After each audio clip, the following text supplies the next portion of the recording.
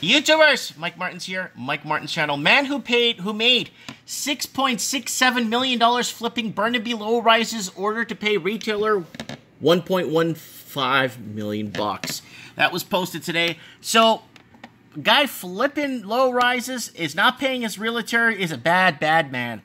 And well, let's find out what happened. Let's read the story and find out what happened. A businessman who made $6.67 million in a matter of months by flipping a bundle of Burnaby low-rises has been ordered to pay his retailer $1.15 million in outstanding commissions. But what about all, like, the taxes and all that other crap that come with it? Because if I sold $6.67 million in a matter of months flipping low-rises, the government will be all over me like stormtroopers into Poland. So, the judge also dismissed the man's attempt to have the $300,000 bonus paid to the realtor returned. So, the man's attempt to have... So, he was going to pay him a $300,000 bonus on top. So, yeah. His name is Wenchu Wang. Is a businessman from China with a net worth of millions of dollars, according to BC Supreme Court documents.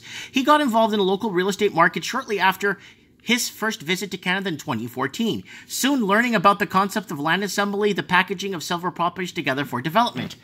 Like, I'm very sure, like, if I went to, I usually pick on Mexico a lot because I've been there a lot, and I spent 2 years in Mexico. We were trying to build a garage to put vehicles in and do tire repair and stuff like that, and they wouldn't add me to the deal. We weren't borrowing money. We were actually going to pay for it. They wouldn't add me to the title of the business because I was a foreigner. They wouldn't even touch me.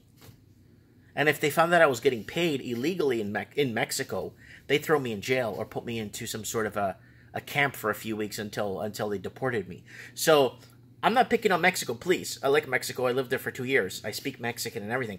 It's not that. It's just, I'm just trying to, like, how do people come to here and just bam, slam these deals just like with no, you know, and I'm just trying to open a tire repair shop, you know?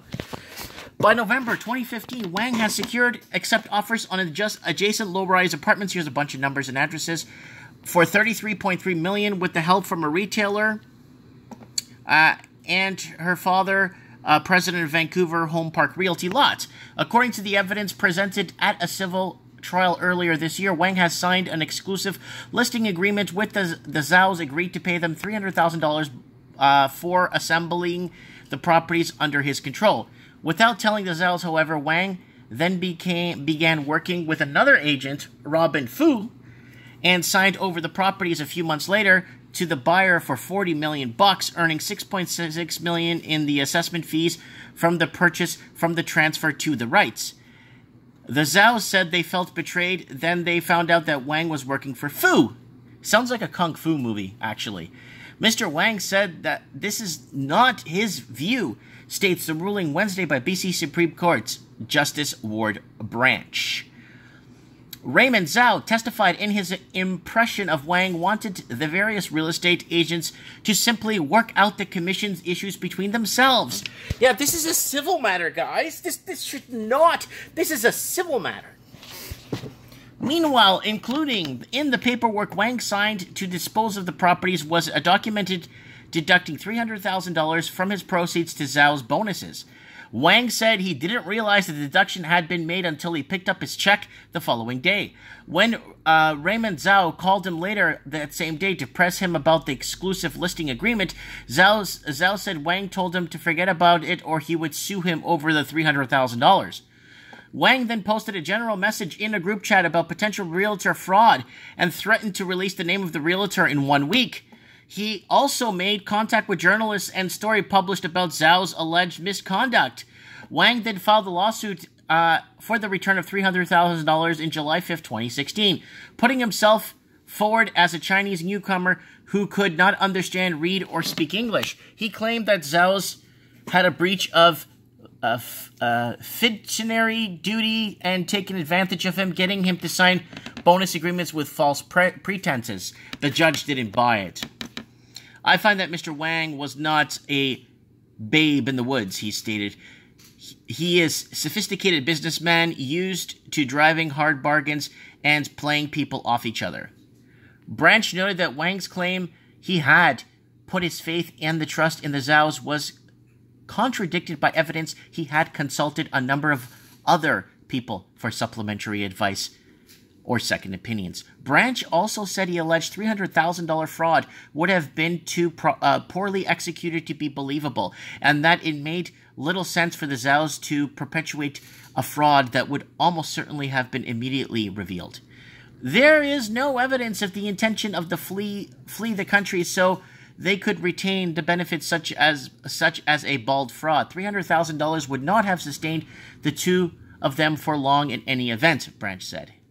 So this is credibility key. The Zhaos continued Wang's claim on July 11, 2016, seeking the $1.15 million commissions they said was owed to them under the exclusive listing agreement and right to keep the $300,000 bonuses as per bonus agreement signed but between the parties.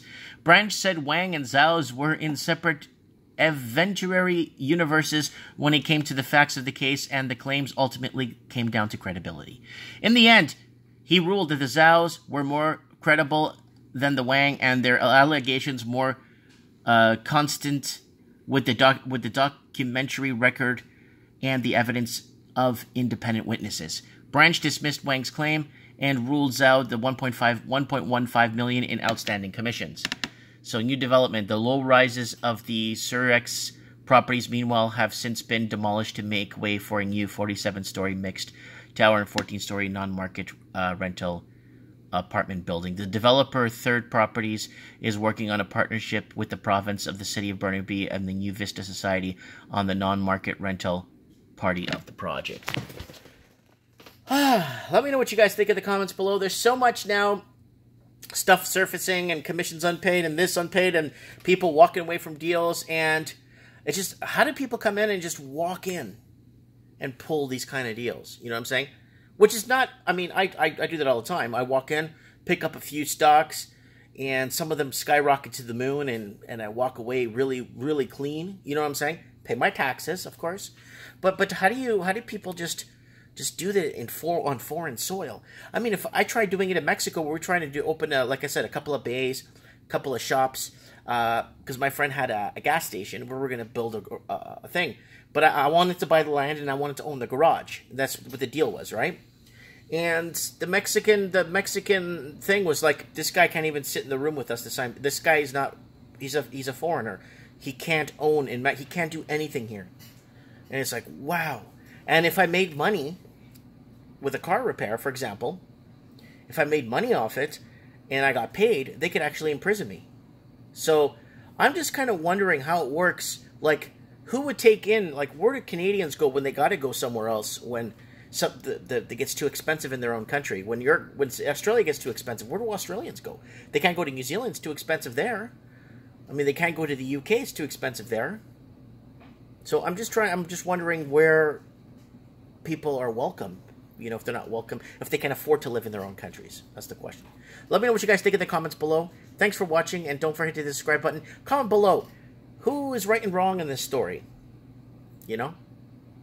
Sounds like a drama, like a soap opera drama. Kung Fu soap opera drama.